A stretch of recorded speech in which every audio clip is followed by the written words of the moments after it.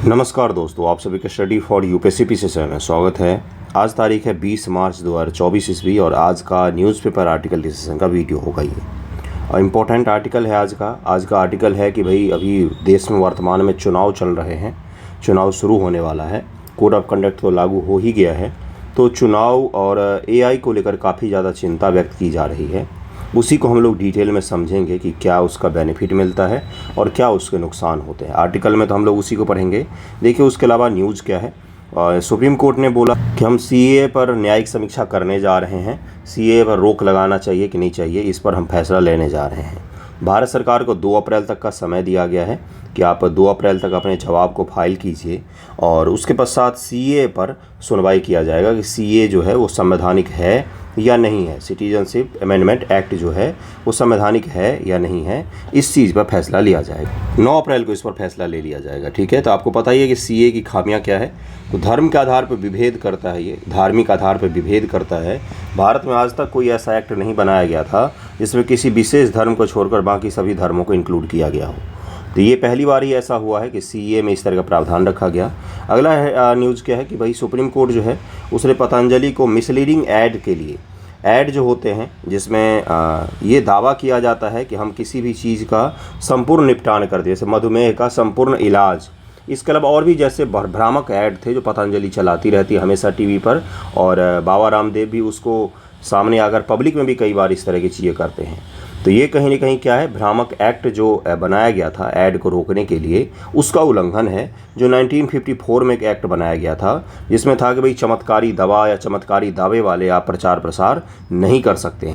इसका उल्लंघन किया है बार बार बाबा रामदेव ने। इससे पहले भी सुप्रीम कोर्ट ने उनको फटकार लगाया था कि ऐसा मत कीजिए, लेकिन अब समन इशू कर दिया गया है पतंजलि के खिलाफ कि आप ऐसा नहीं करेंगे तो आपके ऊपर कार्रवाई की जाएगी। तो ये 2 न्यूज़ हैं। चलते हैं आर्टिकल को हम लोग डिस्कस करते हैं। आर्टिकल को ज़रा समझिएगा। वैसे सीए जो है या कोई भी कानून जब बनता है ना, तो सुप्रीम कोर्ट उस पर या हाई कोर्ट, सुप्रीम कोर्ट और हाई कोर्ट क्या कर सकती है उसकी, तो न्यायिक समीक्षा कर सकती है। न्यायिक समीक्षा की शक्ति पता ही होगा आपको, आर्टिकल 32, 226 और भी कई सारे आर्टिकल है जिसके द्वारा न्यायिक समीक्षा की शक्ति प्राप्त होती है दोनों कोर्ट को। सुप्रीम कोर्ट केवल संवैधानिक मामलों पर और मूल अधिकार के मामलों पर न्यायिक समीक्षा कर सकती है, जबकि हाई कोर्ट जो है वो संवैधानिक, वैधानिक या किसी और भी मुद्दे पर न्यायिक समीक्षा कर सकती है। तो हाई कोर्ट का जो न्यायिक समीक्षा है वो थोड़ा सा विस्तारित है सुप्रीम कोर्ट की तुलना में। बिल्कुल सही सुन रहे हैं आप। हाई कोर्ट के पास में इसमें अधिक क्षेत्र हैं जिस पर न्यायिक समीक्षा किया जा सकता है। तो इसको ज़रूर ध्यान में रखिएगा। ये छोटे छोटे डिफरेंस होते हैं जो कई बार एग्जाम में पूछ लिए जाते हैं। चलिए आज का आर्टिकल डिस्कस करते हैं, उसके पश्चात अगले न्यूज़ को कवर करें। देखिए क्या था आर्टिकल आज का कि आर्टिफिशियल इंटेलिजेंस और चुनाव परिदृश्य, यानी कि चुनाव के परिदृश्य में आर्टिफिशियल इंटेलिजेंस की क्यों इतनी ज़्यादा चर्चा हो रही है। याद कीजिए 2019 का इलेक्शन के समय इस तरह की चर्चा तो नहीं हो रही थी। क्यों नहीं हो रही थी? क्योंकि एआई जो है ये कोरोना के बाद बहुत तेज़ी गति से बढ़ रहे हैं पूरे दुनिया भर में। इसका सेक्टर जॉब से लेकर, क्रिएटिविटी से लेकर, फूडिंग से लेकर, मार्केटिंग से लेकर, हर चीज़ में, सोशल मीडिया पोस्ट से लेकर, आप भी एआई का इमेज बना सकते हैं। मैंने भी कुछ एआई की इमेज बनाए थे, आप भी बना सकते हैं। कुछ नहीं होता है, एक ऐप सिंपल सा डाउनलोड कीजिए, उस पर बना सकते हैं, या कोई एआई का वीडियो बना सकते हैं। एआई द्वारा किसी के फेस जो मूवमेंट है उसको रिप्लेस कर सकते हैं, वॉइस को रिप्लेस कर सकते हैं, स्पीच को बदल सकते हैं। तो इसके कुछ दुष्परिणाम भी हैं और इसका कुछ सकारात्मक प्रभाव भी है। चुनाव के परिप्रेक्ष्य में क्या है इसका प्रभाव, उसी को हम लोग इसमें देखेंगे। आर्टिफिशियल इंटेलिजेंस तकनीक प्रगति का एक प्रतीक है जो नवाचार, इनोवेशन और परिवर्तन के नए युग का प्रतिनिधित्व करता है। आने वाला दौर ही एआई का दौर माना जा रहा है। जैसे कोडिंग जो है एक बहुत बड़ी समस्या हुआ करती थी। बच्चों को बचपन से ट्रेंड किया जाता था इसके लिए। कोडिंग का तात्पर्य है कि प्रोग्राम बनाकर सॉफ्टवेयर वगैरह का निर्माण करना, उसी की चर्चा कर रहा हूँ मैं सामान्य भाषा में अगर बात करें तो। लेकिन अब ये एआई के लिए सेकंड का खेल है। बिल्कुल सही सुन रहे हैं आप, सेकंड का खेल है एआई के लिए कोडिंग करना। क्यों? क्योंकि भाई एक समय में ये कोडिंग अलग अलग तरीके से सिखाया जाता था। अब तो एआई के अंदर सारा डेटा एक ही जगह इकट्ठा है, उसके आधार पर वो कोडिंग कर लेता है कुछ सेकंड के भीतर। तो मैं क्या बता रहा हूँ आपको, ये परिवर्तन को ज़रा ध्यान से अनुभव कीजिए कि क्या होगा आने वाले समय में। जैसे जैसे AI model, artificial intelligence, general intelligence के दायरे के में आगे बढ़ रहे हैं, इनकी मानव अस्तित्व में क्रांति लाने की क्षमता तेज़ी से मूर्त होती जा रही है। आर्थिक उत्पादकता को बढ़ावा देने से लेकर सामाजिक अंतःक्रियाओं को नया आकार देने तक एआई अभूतपूर्व अवसरों का सृजन करता है। हालांकि आज जब समाज इस एआई क्रांति के कगार पर है, तो लोकतांत्रिक प्रक्रियाओं के लिए इसके प्रभाव पर विचार करना जरूरी है, विशेषकर चुनाव परिदृश्य के दायरे। अब चुनाव पर एआई का दोहरा प्रभाव है, उसको भी देखते हैं क्या है कि आर्टिफिशियल इंटेलिजेंस ने चुनावी प्रक्रियाओं सहित समकालीन जीवन के विभिन्न पहलुओं में क्रांति ला दी है। यद्यपि एआई चुनाव की दक्षता और समावेशिता में सुधार का प्रयास करता है, तथापि यह उन नई चुनौतियों को भी पेश करता है जो लोकतांत्रिक प्रक्रिया की अखंडता को कमज़ोर करते हैं। देखिए, इसने बोला है कि कई सारे इसके बेनिफिट भी हैं और सुधार समावेशिता का तात्पर्य होता है सभी तक पहुंचाने में भी एआई ने कहीं न कहीं सफल भूमिका अदा किया है, लेकिन साथ ही साथ में इसके दुष्प्रभाव भी हैं। अब देखिए, वही हाल है ना, वही चीज़ है कि एक गन है, वो एक आर्मी मैन के पास है तो आप सुरक्षित महसूस करते हैं, एक सिक्योरिटी गार्ड के पास में है, एक पुलिस के पास में है तो आप सुरक्षित महसूस करते हैं, और एक टेररिस्ट के पास में है तो आप असुरक्षित महसूस करते हैं। तो एक ही चीज़ किस प्रकार से उपयोग किया जा रहा है, क्या पर्पस है उसका, ये डिसाइड करता है कि वो चीज़ सही है या गलत है। ठीक है, लाभकारी और हानिकारक दोनों प्रभावों को समझना नुकसान को कम करने, लाभ को अधिकतम करने की रणनीति तैयार करने के लिए अनिवार्य है। एआई का सकारात्मक प्रभाव क्या है भाई? तो बढ़ी हुई मतदाता सहभागिता। एआई व्यक्तिगत मतदाता शिक्षा अभियान को सक्षम बनाता है, यानी कि मतदाताओं को शिक्षित करने में ये कहीं न कहीं बेहद महत्वपूर्ण भूमिका निभा सकता है, जिससे नागरिकों को चुनावी मुद्दे, उम्मीदवारों को आसान समझ की सुविधा मिलती है। उपयोगकर्ता की प्राथमिकताओं, व्यवहार के विश्लेषण के माध्यम से एआई संचालित प्लेटफॉर्म सहभागिता को बढ़ावा देने, मतदाताओं को अधिक जानकारी पूर्वक संसाधन प्रदान करने के लिए काम कर सकते हैं। यानी कि कहने का ये मतलब है कि जो मतदाता हैं उनको शिक्षित करने, उनको ट्रेंड करने, इसमें ये काफ़ी अच्छी भूमिका निभा सकता है एआई। ठीक है, बेहतर चुनाव सुरक्षा। एआई तकनीकें चुनावी प्रणाली के खिलाफ साइबर सुरक्षा खतरों को पता लगाने, उन्हें संबोधित करने में सहायता कर सकती है। मशीन लर्निंग एल्गोरिदम का उपयोग करके संभावित हस्तक्षेप प्रयासों को संकेत देने वाली विसंगतियों की पहचान की जा सकती है। एआई हमें ये बता सकती है कि मौजूदा सिस्टम में कहाँ पर क्या क्या खामी है, कहाँ पर किसका सुधार किया जा सकता है, जिससे इलेक्ट्रॉनिक वोटिंग सिस्टम, मतदाता डेटाबेस की अखंडता सुनिश्चित रहेगी। ये कहीं न कहीं सिक्योरिटी में भी भूमिका अदा कर सकती है।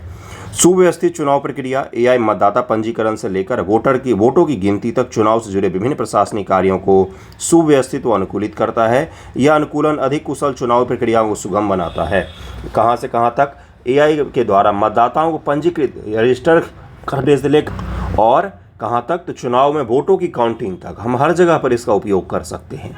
ठीक है, मानवीय त्रुटि को कम करता है यह अधिक भरोसेमंद परिणाम प्रदान करता है। इसके अलावा यह विभिन्न चुनावी अभियानों को सक्षम बनाता है, जिससे उपयोगकर्ताओं की प्राथमिकताओं और व्यवहार के विश्लेषण के माध्यम से एआई संचालित प्लेटफॉर्म सहभागिता को बढ़ावा देते हैं। तो कहीं न कहीं क्या बताया जा रहा है कि चुनाव में आने वाले समय में केवल भारत के परिप्रेक्ष्य मत देखिए, इसको पूरे विश्व के परिप्रेक्ष्य में देखिए। इसमें कहाँ पर भारत लिखा हुआ है भाई? पूरे दुनिया भर में 2024 में चुनाव होने हैं भाई। अमेरिका से लेकर भारत तक में बहुत सारे जगहों पर चुनाव हो रहे हैं। तो बताया जा रहा है कि ये कहीं न कहीं वोटर्स को जोड़ेगा, साइबर सिक्योरिटी या रजिस्टर्ड करने में, या फिर वोटर के व्यवहार को समझने में, उन तक सही सूचना प्रदान करने में, इसमें प्रमुख भूमिका निभा सकता है पॉजिटिव रूप से। ओके, एआई का नकारात्मक प्रभाव क्या है? गलत सूचना और दुष्प्रचार किया जा सकता है, जिसका पहला सबसे शानदार उदाहरण कौन सा है? फेक न्यूज़ हो सकता है। उसके अलावा डीप फेक की बात कर सकते हैं हम लोग, डीप फेक की बात कर सकते हैं, जिसमें दिखेगा कि मोदी जी जैसा चेहरा है, मोदी जी का भाषण ही है, लेकिन बोल कोई और रहा होगा, उसको रिप्लेस कर दिया गया होगा किसी भी शब्द से। ये जॉय बाइडेन के साथ भी हो सकता है, डोनाल्ड ट्रंप के साथ भी हो सकता है, राहुल गांधी के साथ भी हो सकता है कि कोई उनका डीप फेक वीडियो बनाकर क्या करे? दुष्प्रचारित कर दे। तो इससे क्या होगा? कहीं न कहीं दुष्प्रचार की भावना जो है उत्पन्न हो सकती है, फेक न्यूज़ क्रिएट हो सकता है। एआई द्वारा उत्पन्न अन्य कंटेंट सामग्री विश्वसनीय लेकिन मनगढ़ंत समाचार लेख, वीडियो, ऑडियो क्लिप बना सकते हैं, जो संभावित रूप से जनमत को प्रभावित करते हैं या व्यापक भ्रम पैदा कर सकते हैं। मतदाता वरीयता में हेराफेर हो सकता है। एआई एल्गोरिदम माइक्रो टारगेटिंग रणनीति का उपयोग करते हुए व्यक्तियों को अत्यधिक अनुकूलित राजनीतिक विज्ञापन का अधीन करके मतदाता वरीयता में हेरफेर कर सकते हैं। जैसे आपको एक ही पार्टी के अलग अलग तरीके के अलग अलग सारे के सारे ऐड दिखाए। अभी जो आपने देखा होगा पापा वॉर रुकवा दी वाला मीम चल रहा है, तो उस तरह का मान लीजिए आपके व्यवहार को पढ़ के आपकी जो प्राइवेसी है उसका हनन किया जाए, आपको एक ही पार्टी के सारे ऐड दिखाए जाए, दूसरे पार्टी के केवल और केवल खिलाफ में ही सारे मीम दिखाए जाएं, सारे पोस्ट दिखाए जाएं। आप इस चीज़ का अनुभव कहाँ पर करेंगे? फेसबुक पर कीजिएगा।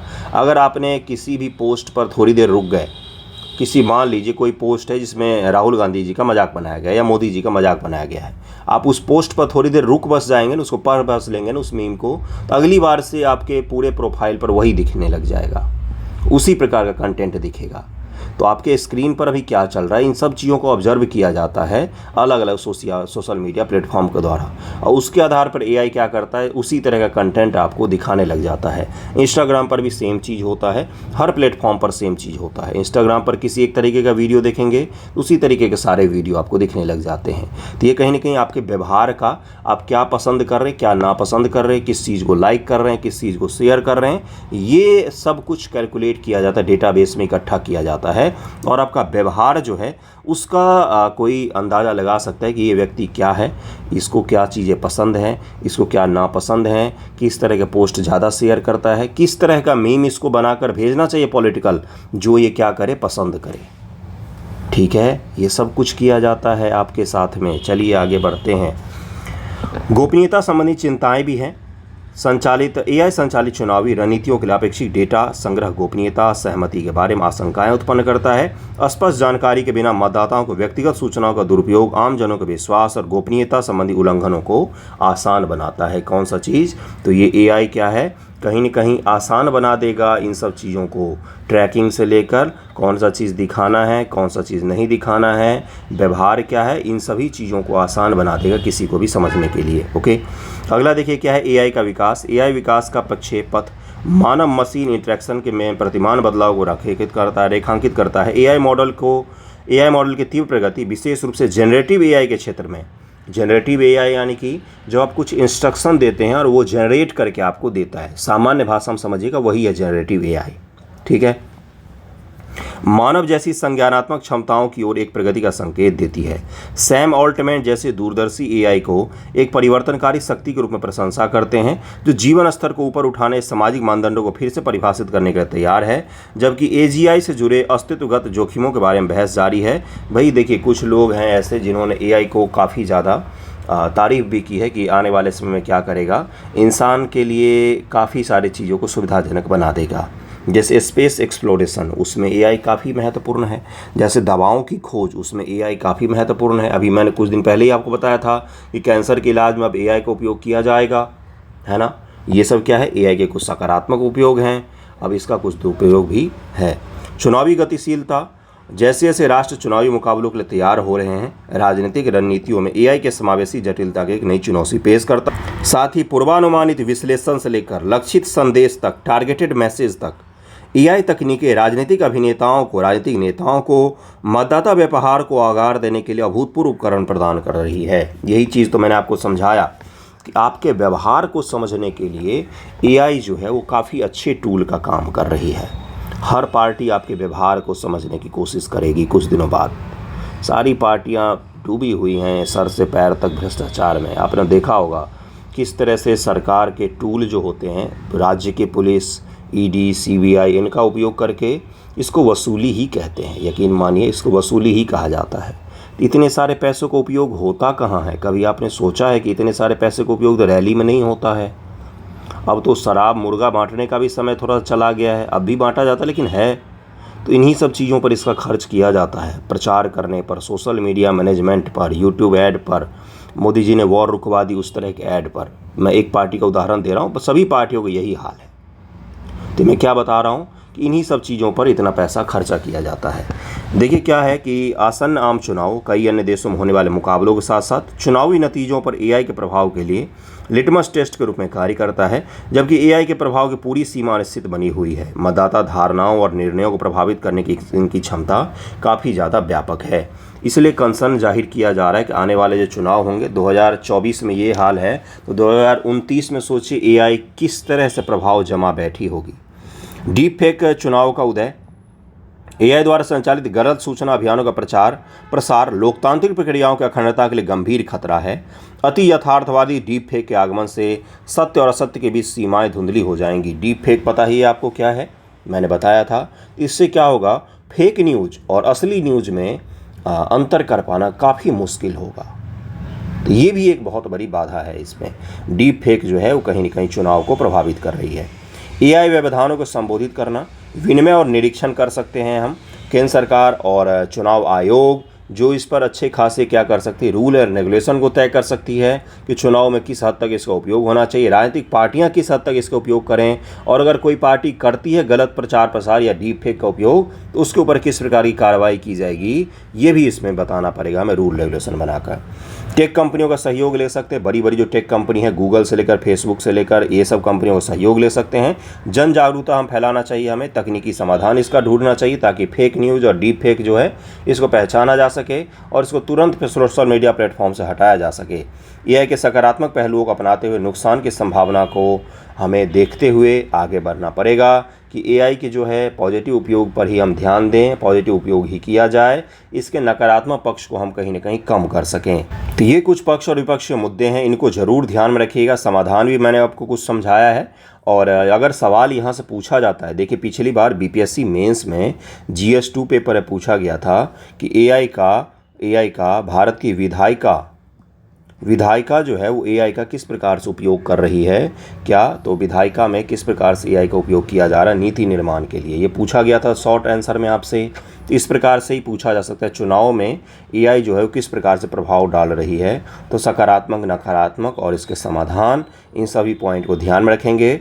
अगले टॉपिक पर हम लोग चलते हैं। अगली न्यूज़ देखिए क्या है कि WMO ने अपना एक एनुअल जो वर्ल्ड मेट्रोलॉजिकल ऑर्गेनाइजेशन है, ये जो अपना एनुअल रिपोर्ट जारी करती है, उससे बताया गया है कि 2014 से लेकर 2023 का जो समय है ना, 10 वर्षों का ये डिकेड जो रहा, ये सबसे गर्म डिकेड रहा है आज तक के पृथ्वी पर, सबसे हॉटेस्ट रहा है।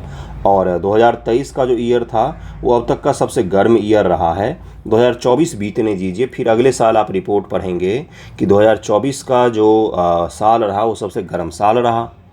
बिल्कुल सही, यही पढ़ेंगे आप, है ना। तो ये WMO ने रिपोर्ट जारी किया है, तो WMO के बारे में हम लोग समझेंगे। उसके अलावा इसने ये बोला कि ग्रीन हाउस गैसों का जो उत्सर्जन हुआ है ना, वो 2022 में एक नए लेवल पर पहुंच गया है। देखिए दुनिया भर में हम बात कर रहे हैं ग्रीन की, हम बात करें इको फ्रेंडली की, हम बात करें उत्सर्जन कम करने की, इलेक्ट्रिक व्हीकल की, सोलर एनर्जी की, विंड की, इतने सारे बैठकें हो रही हैं, फिर भी ग्रीन हाउस गैसेज जो हैं उनका उत्सर्जन बढ़ ही गया है। तो क्या हुआ इन बैठकों का? समोसा खाने के लिए बैठक करते हैं क्या? बताइए मुझे। देखें यहाँ पर क्या लिखा हुआ कि WMO की रिपोर्ट में बताया गया है कि ग्रीन हाउस गैसों में जैसे कार्बन डाइऑक्साइड, मीथेन और नाइट्रस ऑक्साइड जो है, इनका जो रिकॉर्ड इमिशन हुआ है 2022 में, ये काफ़ी ज़्यादा बढ़ गए हैं 2022 में। कौन से प्रयास कर रहे हैं दुनिया भर के देश? तो कोई कुछ प्रयास खास तौर से कर नहीं रहा है। इसके बाद इनसे बोला गया कि पूर्व औद्योगिकरण की तुलना में लगभग में 150% का कंसंट्रेशन कार्बन डाइऑक्साइड का बढ़ गया है। वहीं मीथेन का लगभग में कितना, तो 264% के आसपास मीथेन का भी कंसंट्रेशन बढ़ गया है। नाइट्रस ऑक्साइड का भी प्री इंडस्ट्रियल एरा के तुलना करें तो काफ़ी ज़्यादा कंसंट्रेशन बढ़ गया है। कंसंट्रेशन का मतलब सांद्रता होता है। वायुमंडल में इनकी उपस्थिति काफ़ी ज़्यादा बढ़ ही रही है। 2022 में भी बढ़ रही है, पिछले साल ही बढ़ी है।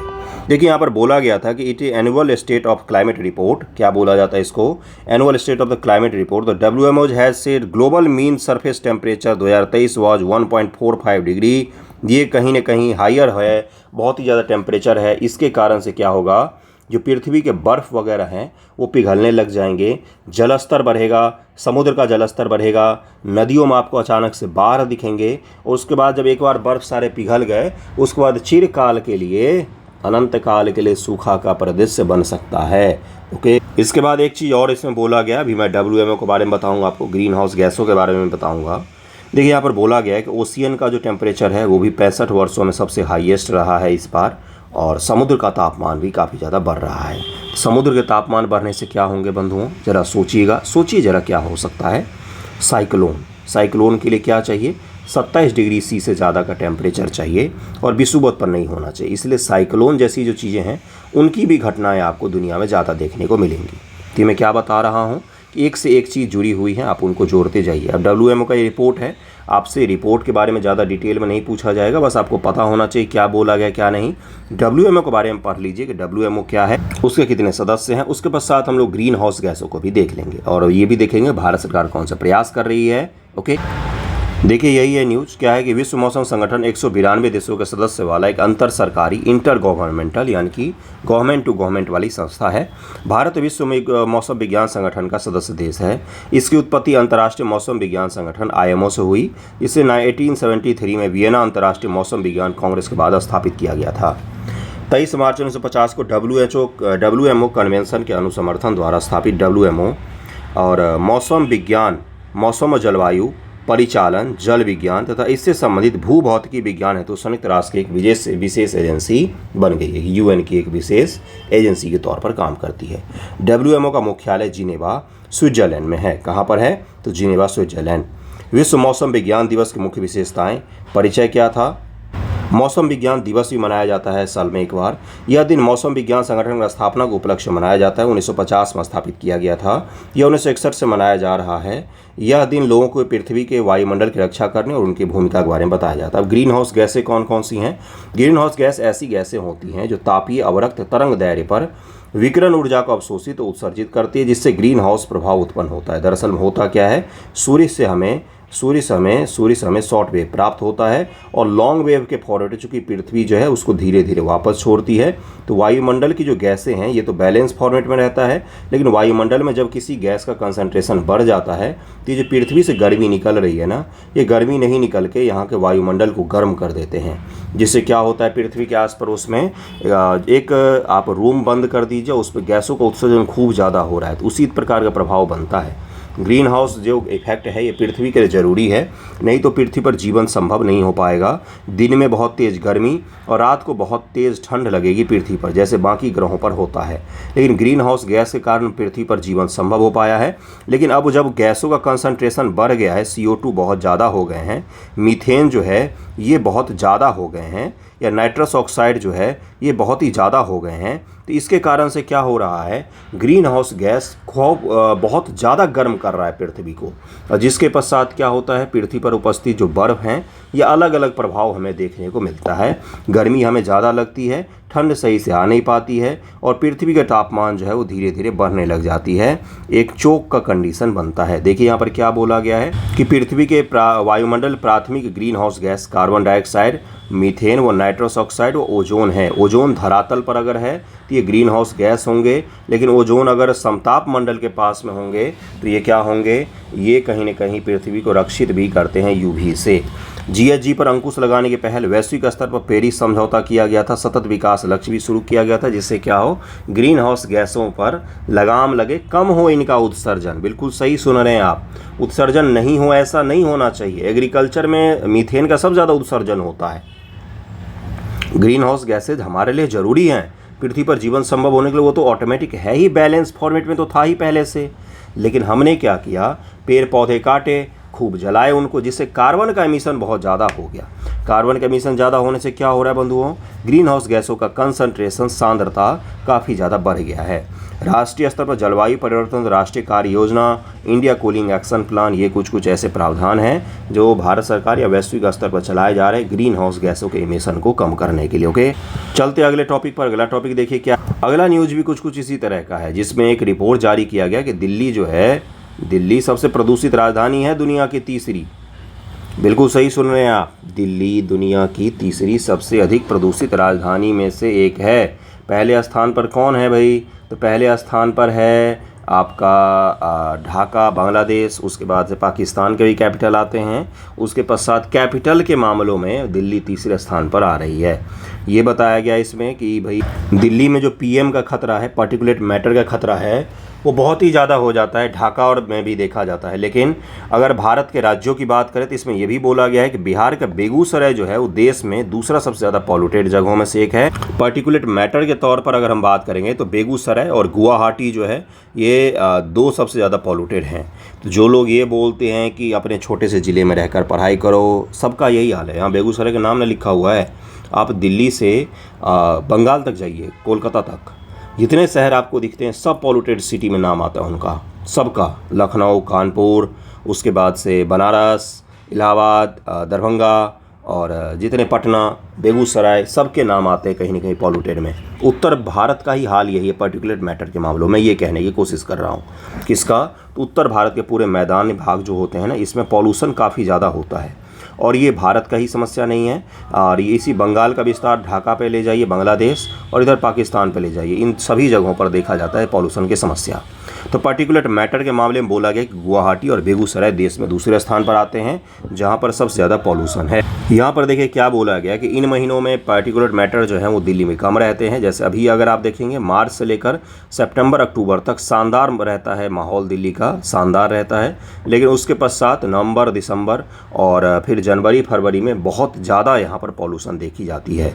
तो दिल्ली में पॉल्यूशन तो है ही, अब उसका कारण आपको पता ही होगा, बहुत सारा कारण पहले ही बता चुका हूँ मैं आपको। कारण कोई ऐसा तो है नहीं पता हो।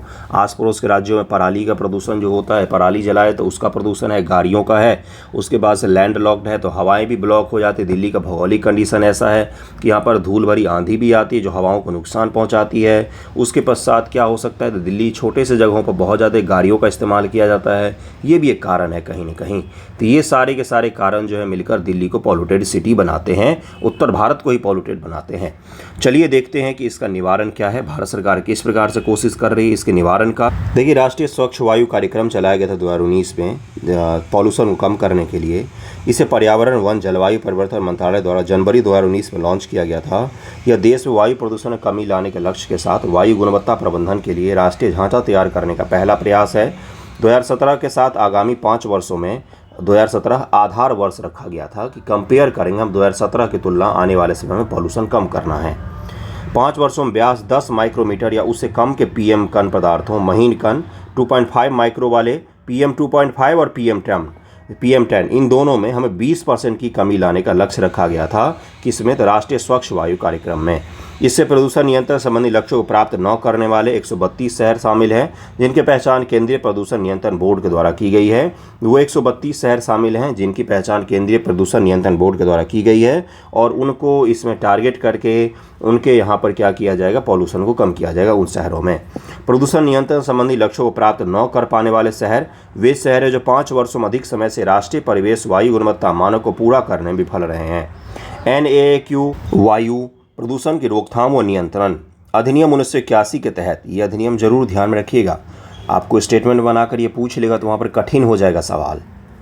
CPCB द्वारा, सेंट्रल पॉल्यूशन कंट्रोल बोर्ड द्वारा अधिसूचित विभिन्न पहचाने गए प्रदूषकों के संदर्भ में परिवेशी वायु गुणवत्ता के मानक हैं। NAAQS के तहत प्रदूषकों की सूची कौन कौन सी रखी गई है, UPSC ने यही पूछ लिया था PT में, आपसे ही पूछा जा सकता है। NAAQS national ambient air quality standard के हिसाब से कौन कौन से चीज़ों को प्रदूषक में शामिल किया गया है, किन आधार पर हम एयर क्वालिटी निकालते हैं राष्ट्रीय स्तर पर। तो राष्ट्रीय स्तर पर हम PM 10, PM 2.5, SO2 sulphur dioxide, nitrous oxide, CO carbon monoxide और NH3 इनके आधार पर हम इनको प्रदूषण रखते हैं। उसके अलावा ओजोन, लेड, बेंजीन, बेंजोपाइरेन, आर्सेनिक और निकेल शामिल हैं, जिसके आधार पर NAAQS निकाला जाता है, national ambient air quality standard को निकाला जाता है, जिसमें प्रदूषक कौन कौन से हैं। तो ये सारे के सारे प्रदूषक हैं, नाम ध्यान में रखिएगा, रट लीजिएगा, याद कर लीजिएगा। ये सबसे वेरी वेरी इंपॉर्टेंट हो गया आज के वीडियो का, सबसे इंपॉर्टेंट हिस्सा यही रहा। लक्षित स्तर क्या है, वर्तमान प्रदेश से PM 2.5, PM 10 के लिए देश के वर्तमान वार्षिक औसत निर्धारित सीमा 40 माइक्रोग्राम प्रति घन मीटर और 60 माइक्रोग्राम प्रति घन मीटर के आसपास रखा गया है। नया लक्ष्य क्या है कि इसको 2024 तक करना था। 2017 के स्तर से 2017 के तुलना में 2024 में 20 से 30% कम करना था, बढ़ गया है।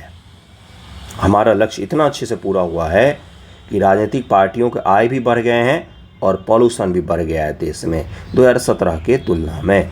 यही वो सच्चाई है जिन पर हम ध्यान नहीं देते हैं। कोरोना से कितने लोग मरे होंगे, कोरोना से कितने लोग मरे होंगे देश में, ज़रा याद कीजिएगा। मेरे पास आंकड़ा नहीं, ध्यान नहीं है मुझे। 20 लाख के करीब में लोग पूरे देश भर में एयर पॉल्यूशन से मरते हैं। बिल्कुल सही सुन रहे हैं आप। एयर के ख़राब क्वालिटी के कारण से 20 लाख लोगों की मृत्यु होती है अपने देशों में। कोरोना से कितने होते हैं, छोटे छोटे बच्चों का अस्थमा हो गया एयर पॉल्यूशन के कारण से। अभी तो खैर वातावरण अच्छा रहता है तो हम लोग बात ही नहीं करते हैं, अभी हम लोग कुछ और कर लेंगे। फिर बात कब करेंगे, फिर होली दिवाली के बाद हम लोग बात करते हैं इस चीज़ पर।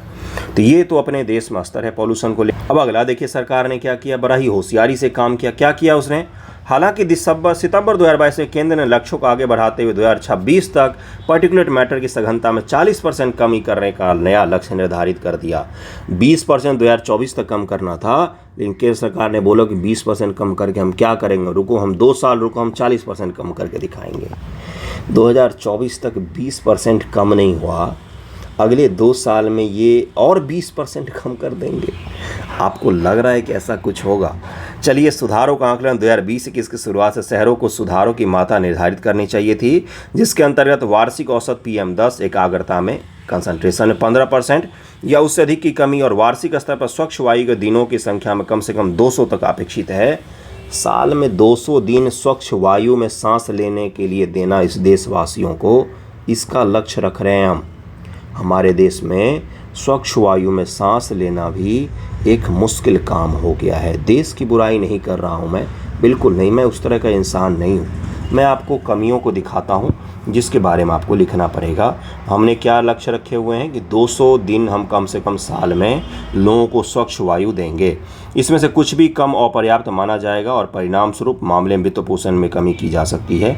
ठीक है, तो देखिए, इसको ध्यान में रखिएगा कि 2026 तक 2017 की तुलना में 2026 तक 40% हमें पार्टिकुलेट मैटर में और पॉल्यूटेंट में कमी करनी है। इतना ध्यान में रहेगा आपके। इसका समाधान क्या हो सकता है, कभी आपने सोचा है? तो समाधान की बात जब भी आए तो नीतिगत तौर पर और सामाजिक तौर पर दोनों पर हो सकता है। नीतिगत तौर पर हमें पंजाब, हरियाणा, उत्तर प्रदेश और अब तो बिहार, इन राज्यों में हमें किसानों को पराली नहीं जलाने के लिए प्रेरित करना पड़ेगा। कर भी रही है सरकारें, सारी सरकारें प्रयास कर रही हैं। सामाजिक तौर पर हम क्या कर सकते हैं? ऑड इवन जैसे पहलुओं को लागू किया जाना चाहिए। पब्लिक व्हीकल को इतना शानदार बनाएं कि लोग अपना अपना गाड़ी लेकर ना निकलें। पब्लिक व्हीकल को फ्री भी किया जा सकता है कुछ महीनों के लिए, ताकि लोग अपना गाड़ी लेकर ना निकले, पॉल्यूशन कम हो, सड़क पर गाड़ियां कम चलें। तो कुछ और भी उपाय आप सोचिएगा। अगले टॉपिक पर हम लोग चलते हैं। अगला न्यूज़ देखिए क्या है कि राजस्थान गवर्नमेंट पहली गवर्नमेंट बन गई है देश की जिसने एक पोर्टल को लॉन्च किया। बड़ा ही अद्भुत सा पोर्टल है, जिस पोर्टल के द्वारा डैम में, कैनाल में कितने पानी है इसकी सूचना सभी को उपलब्ध होती रहेगी टाइम टू टाइम। तो राजस्थान ऐसा पहला राज्य बना है जिसने इस तरह का पोर्टल लॉन्च किया है। वाटर का कंडीशन अभी आपको पता ही है कि देश में क्या है। बेंगलोर जैसा हमारा IT hub, silicon valley of India, पानी की समस्या से जूझ रहा है, काफ़ी बड़े स्तर पर जूझ रहा है।